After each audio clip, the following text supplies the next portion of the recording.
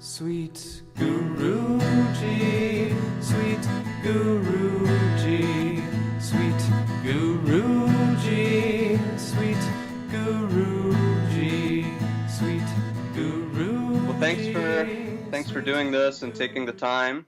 And we're finishing up a Kriya course with a group of 9 students, and next week is our final session. So I thought it might be nice to have a little brief message from you to share with them as a special treat. And we've been talking a lot about discipline on the spiritual path. So I wondered if you would just say a few words about the importance of discipline on the spiritual path. Well, in the Kriya Yoga tradition, one of the definitions of Kriya Yoga practice is constructive thinking and behavior, intentional constructive thinking and behavior. Of course, in the original Sanskrit is referred to as austerity, which doesn't mean being hard on yourself, but it means being in control of yourself, being in control of your mental attitude, what you think, how you feel, and what you do. So to be in control like that is absolutely necessary to be successful on a spiritual path. Entonces, él dice que una de las definiciones principales de disciplina es el autocontrol. Y el autocontrol es vital en el camino espiritual. Sin autocontrol no podemos practicar el resto de los pasos o técnicas de yoga. Thank you. And also wanted to ask you about routine and why it's so important to keep a consistent daily routine of meditation. Well, if we don't have a daily routine that we endeavor to adhere to, then we become negligent or lazy or begin to procrastinate. And so this is not useful. If we're going to be intentional, we have to be focused and have definite things that we're going to do and then follow through. Él dice que si queremos tener éxito en el camino espiritual, es necesario tener una rutina diaria. Si no, tenemos esta tendencia a estar flojo y procrastinar. Y por eso tenemos que tener una rutina diaria para tener un hábito bueno.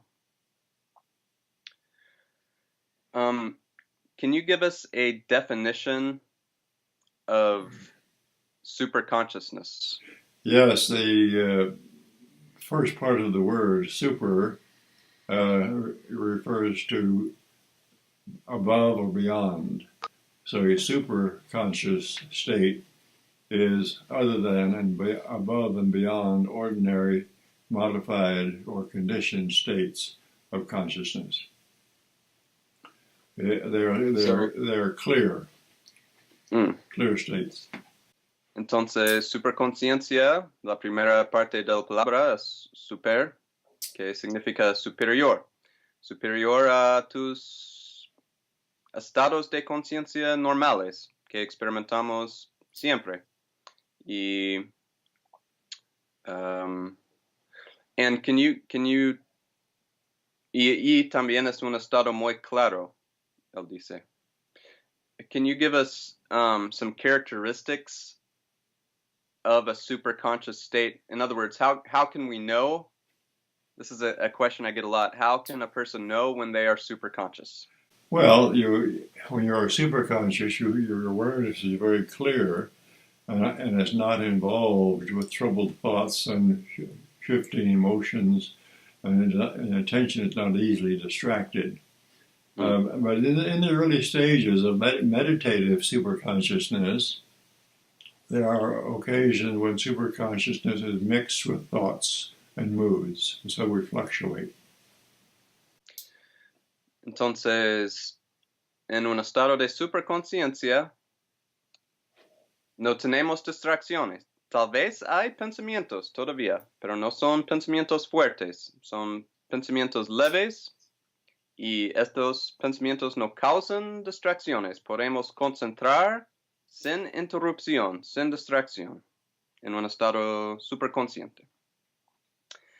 And last question is, can you tell us something about what it was like to be in the presence of Paramahansa Yogananda?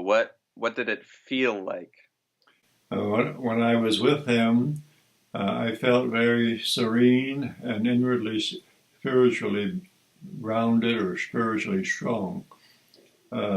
Just in his presence, he exuded this quiet, calm consciousness of being. He knew himself. He was established in his self-knowing, and when you were with him, you just absorbed this from his presence. Even when being informal and talking about ordinary things, you were still aware of that depth of his consciousness. En la presencia de Paramahansa Yogananda fue un sentido de omnipresencia y en su presencia el señor Davis se absorbó su energía y su conciencia automáticamente en conversaciones informales, en cualquier momento, cuando él fue en su presencia, se absorbó su energía y conciencia automáticamente y fue un efecto profundo. Y también él dice que en su presencia él sintió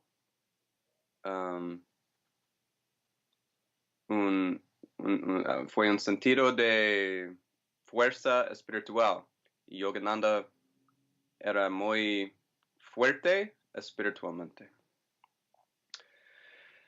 Do you have any final, just a few words of inspiration for people that are just getting on this Kriya Yoga path, like my group here in Chile?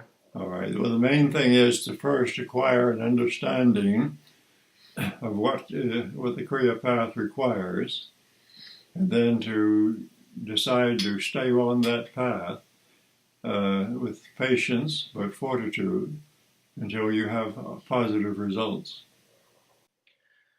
Entonces, para continuar en este camino de Kriya Yoga, tenemos que tener paciencia. Es muy importante tener paciencia, pero también esfuerzo.